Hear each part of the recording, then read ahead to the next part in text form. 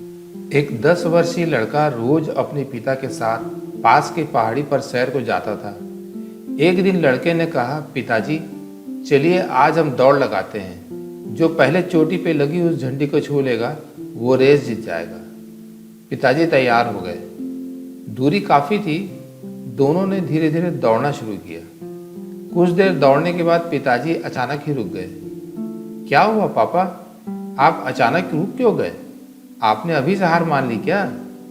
लड़का मुस्कुराते हुए बोला, नहीं नहीं बेटा, मेरे जूते में कुछ कंकड़ पड़ गए हैं, बस उन्हीं को निकालने के लिए रुका हूँ, पिताजी बोले।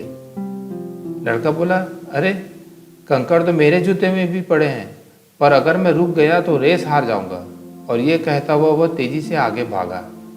पिताजी भी कंकड़ निकालकर आगे बढ़े।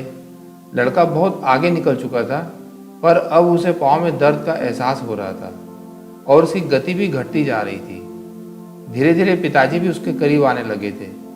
लड़के के पैरों में तकलीफ देख पिताजी पीछे से चिल्लाए, क्यों नहीं तुम भी अपने कंकड़ निकाल लेते हो? मेरे पास इतना टाइम नहीं है, लड़का बोला और दौड़ता रहा। कुछ ही देर में पिताजी उससे आगे निकल गए। चुभते कंकड़ों की वजह से लड़के की तकलीफ बहुत बढ़ चुकी थी और अब उससे चला नहीं जा रहा था। वह रुकते रुकते चीखा, पापा अब मैं और नहीं दौड़ सकता। पिताजी जल्दी से दौड़कर वापस आए और अपने बेटे के जूते खोले और देखा पाँव से खून निकल रहा था। वे उसे झटपट घर ले गए और मरहम पट्टी की। जब दर्द कुछ कम हो गया तो उन्होंने समझाया, बेटे मैंने आपसे कहा था ना, पहले अपने कंकड़ों को निकाल लो फिर दौड़ो। मैंने सोचा मैं रुकूंगा तो रेस हार जाऊंगा, बेटा बोला।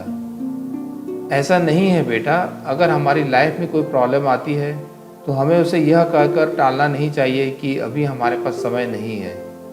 दरअसल होता क्या है, जब हम किसी समस्या को अनदेखी करते हैं तो वो धीरे धीरे और बड़ी होती जाती है और अंततः हमें जितना नुकसान पहुंचा सकती थी उससे कहीं अधिक नुकसान पहुंचा देती है।